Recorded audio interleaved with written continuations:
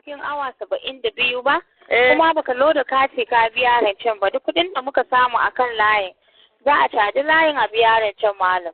Ka fahimci ba ne ta da Allah?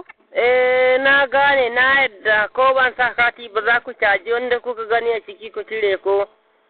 Yawwa haka ne malam. To yanzu ki diba, yanzu to ya za a yi? Zan ƙaro rancen naira 100 in kuka ana ni kuma daga nan zan canza layin kawai mu samu dumukin da ku. To malam, don ka samu damar daukar rancen naira 200, da Allah ka danne tauraro 500, tauraro 200 alaman naira. Ni bai yi ilimi ba, ni dan agoyi ne cikin layi nake ban san ma tauraro ba. Ya zai yi? Tauraro wanda ki ga man da gwari in gane. Malam, ka ba ma wani wayan ka ya taimake ka ɗaukar rancen da Allah.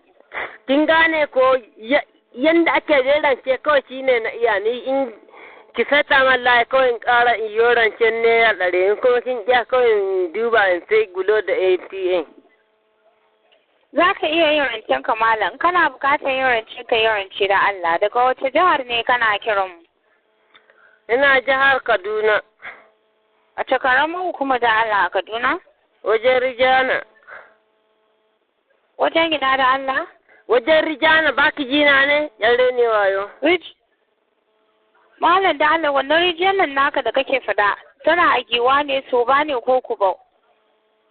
Mu dalla kire na ma hankali na ce maki Rijana baki san Rijana ba hanya Abuja?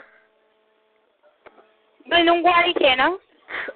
Uwar birnin Gwari dalla hanyar Abuja an ce maki. Wato nufi na shine menene sunan karamin hukumar da kake kiran mu malam? Kin san zuba? Ta gurin ne kake? Ina cikin zuba, gefen zuba. To na cikin awa 72 ba, kuma baka loda kati ka biya rancen ba, duk kudin da muka samu akan layin za a caji layin a biya rancen malam. Ka fahimci ba ne ta da Allah? Na gane.